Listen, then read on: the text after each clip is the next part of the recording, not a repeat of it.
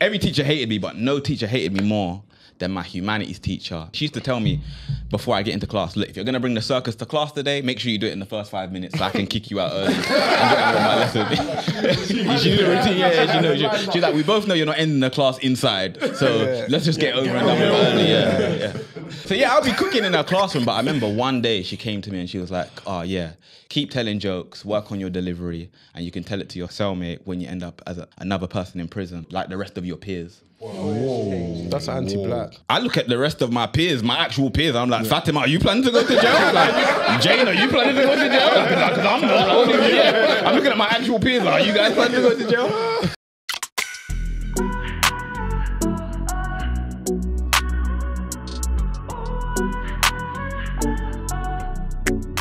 Go with the flow, but I take time.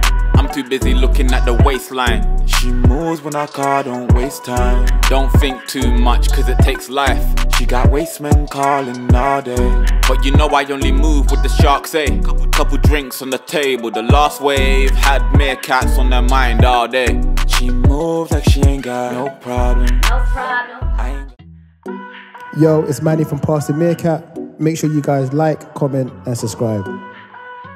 In secondary school, there was a clear class divide in my school, man. And you could tell it by two things. The first thing was the creps. Like, you had them people that had the wallabies like me, shoes on wallabies. The ones that after you've played a couple games, they're talking. They start talking. Chat shit. And then you had the people that had the kickers, innit? And the other way to tell was by the uniform, innit? We had like a uniform shop in our school. Like they used to sell it from the school, and that was like the more authentic one. It had the stitch in there. But we, the lower class kids, we used to go to there was a shop on Barking Road, a uniform shop, and they would basically just print bare jumpers and just like press it on. But I remember one day in school, the shop where they kept all the uniform, they left it open. We get to the end of school, 30 minutes before school is quiet because everybody's in class.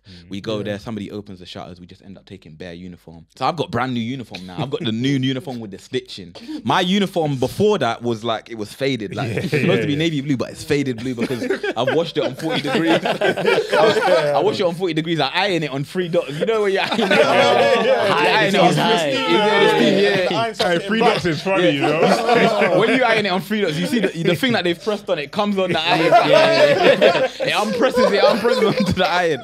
So yeah, that was my uniform before, but now I've got the new uniform, I'm up. I remember in the morning, I wear the new uniform, I come downstairs. My parents don't even notice. My parents are just like, oh, you look nice. You look nice for school today. They're not clocking the stitch in this.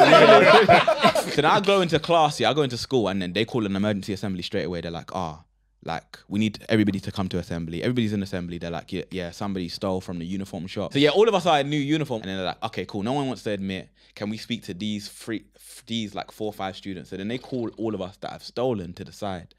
And they know, innit? They're like basically like, to look, like you guys are free school meals. You guys are tokens. Yeah, exactly. Yeah, you guys are people premium. Like, let's not play any games. Like, you guys, it's February. You guys don't have brand new uniforms in February. So it's so crazy that they just knew. They just knew that the kids that were free school meals or that were lower class were the ones that stole. But it's sad. It just highlights like the class divide and what the rich kid can do and what the poor kids can't do, sort of thing. But you lot were stupid criminals, because why would you all wear it? I told my boy, before you come in, iron it on free. Iron it on Take off a bit of colour, man. Take off a bit of colour, man. Yo, this is Fabs from Pastor Meerkat. Make sure you like, comment and subscribe. Blow. In year 9, I got permanently excluded for hitting a teacher. What? So I was a naughty kid. I was one of these kids with ADHD plus. Like, I was so disruptive. I had the premium version, the deluxe version, I didn't have the normal. No ads, straight ADHD, bro. So like every teacher hated me, but no teacher hated me more than my humanities teacher. She used to tell me before I get into class, look, if you're gonna bring the circus to class today, make sure you do it in the first 5 minutes so I can kick you out early and get on with my lesson. She knew the routine, she knows. She's like, we both know you're not ending the class inside, so let's just get over and done with early, So yeah, I'll be cooking in her classroom, but I remember one day she came to me and she was like, oh yeah, keep telling jokes, work on your delivery, and you can tell it to your cellmate when you end up as another person in prison, like the rest of your peers. Whoa. That's anti-black. I look at the rest of my peers, my actual peers, I'm like, Fatima, are you planning to go to jail? Like, Jane, are you planning to go to jail? Because I'm not. I'm looking at my actual peers, like, are you guys planning to go to jail?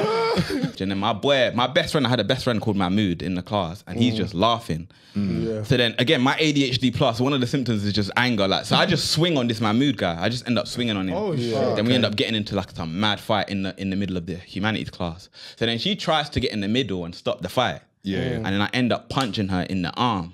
As soon as I punched her, like everybody stopped. I stopped, Mahmood stopped, the class stopped, she stopped.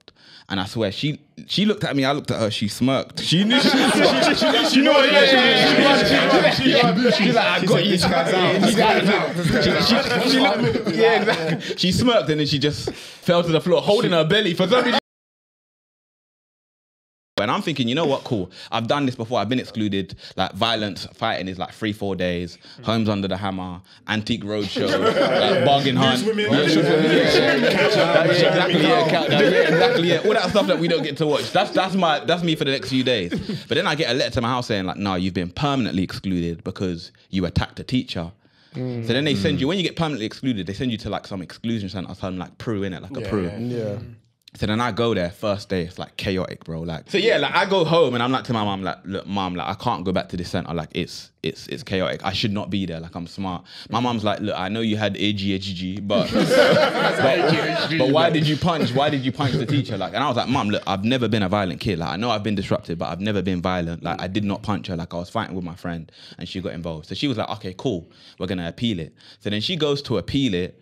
She had to do this whole like review and everything. They told everybody in the class they had to write a statement to see what actually happened in the class. So then, yeah, they got like 25 statements. So then I come back into, they're like, yeah, you can return to school. And I'm getting ready to return. I've had like 7 days out. I've wrote bare jokes. I'm thinking, when I see Miss Martian, she's getting cooked. Like, I had like Fantastic Four material, Star Trek material. I had it all. I was ready to go. But then I get back to class and they're like, yeah, actually her contract got terminated because she lied in her statement. And she tried to get you kicked out. And apparently she said something like, yeah, students like him should not be in school. Like he's disruptive and he's got no prospects, so he shouldn't be in school. So yeah, then she was gone and I'm there vexed. Like, oh, where do all of these jokes go to? Yeah. Until the new teacher started, Mr. Moon started. I move, I ain't got no problem. We ain't got no problems, no. Lingo. Hot gals down for that lingo. Had meerkats on her mind all day. In the club you might catch me with Tim though. Might catch me with Vish on the Enso.